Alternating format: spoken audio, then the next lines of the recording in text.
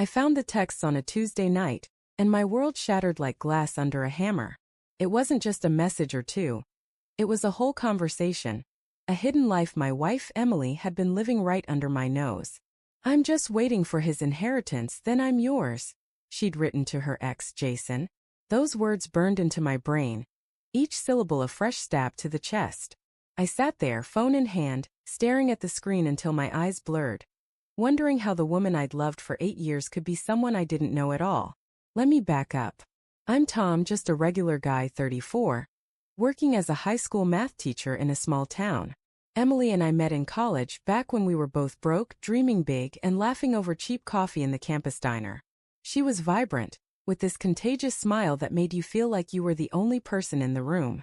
We got married 5 years ago, bought a little house with a sagging porch and filled it with plans. Kids someday, maybe a dog, summer trips to the coast. Life wasn't perfect, but it was ours. Or so I thought. The first hint something was off came about 6 months ago. Emily started staying late at her marketing job, saying they were swamped with the new campaign. I didn't question it, why would I?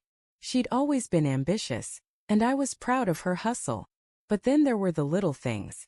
She'd get jumpy when her phone buzzed, snatching it up before I could even glance at the screen.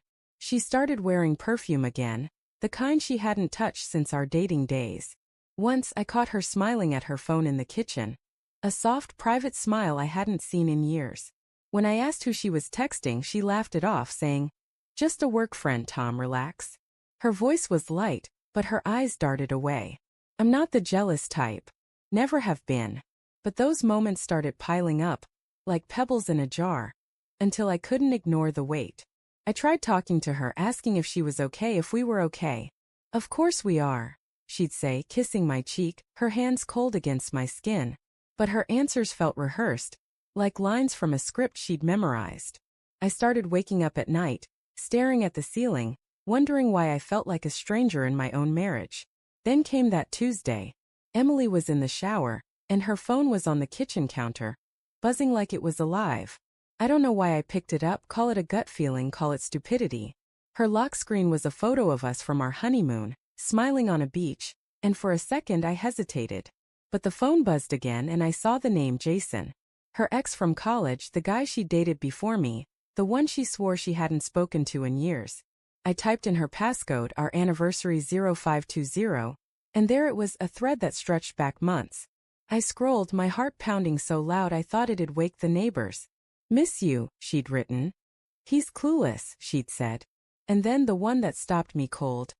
"I'm just waiting for his inheritance, then I'm yours."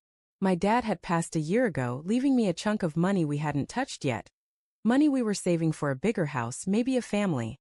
She knew about it, knew it was coming soon once the estate cleared. And here she was, plotting with Jason like I was just a stepping stone to her real future. I don't know how long I stood there, rereading those words, each one carving a deeper wound. The shower stopped and I heard her humming, oblivious. Part of me wanted to smash the phone, to scream, to demand answers. But I just stood there, frozen, until she walked into the kitchen, towel wrapped around her, hair dripping. "Hey babe, what's for dinner?" she asked, all casual, like she hadn't just ripped my life apart. I held up the phone, my hand shaking. "Care to explain this, Emily?" My voice was low, barely controlled. Her face went pale, like she'd seen a ghost. "Tom, how did you?" she stammered, reaching for the phone, but I pulled it back. "Don't," I said. "Just tell me. Are you really waiting for my dad's money so you can run off with him?" She opened her mouth, then closed it like a fish gasping for air. "It's not what you think," she finally said, but her voice was thin, unconvincing. "Not what I think." I laughed, a bitter sound that didn't feel like mine. "You told him you're biding your time with me. You told him you miss him. What part of that isn't what I think?" She sank into a chair, covering her face with her hands. "I was just venting," she said. "Jason and we've been talking, yeah, but it's not serious. I was upset, Tom. Things haven't been great with us, you know that." Her words felt like a slap. Things hadn't been great? Sure, we'd had our fights, our quiet nights, but I thought that was just life. I thought we were in it together. "Venting," I said, my voice rising. "You call planning to leave me for my money venting?" She started crying then, big, messy sobs, but they didn't move me. I felt empty, like someone had scooped out everything inside me. I loved you, I said, and my voice broke. I gave you everything I had. She reached for my hand, but I stepped back. Tom, please, she whispered. I didn't mean it. I swear. But I was done listening. I grabbed my keys and walked out, the door slamming behind me.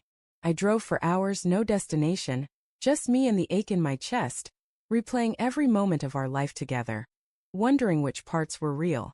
It's been 3 months now. I moved out, got a small apartment near the school. Emily's tried calling, texting, begging to talk, but I can't. Not yet. Maybe not ever. The inheritance came through last week, and I donated half of it to a local charity for kids, just to make sure she'd never touch it. It felt good, like reclaiming a piece of myself. I don't know what happens next. Some days I miss her so much it hurts to breathe. Other days I'm just angry. At her, at myself for not seeing it sooner. But mostly I'm learning to live with the truth. The woman I loved was a story I told myself, and the real ending is still unwritten. I'm trying to find peace in that, one day at a time. But those texts, they'll haunt me forever. A reminder that even the people you trust most can hide a knife behind their smile.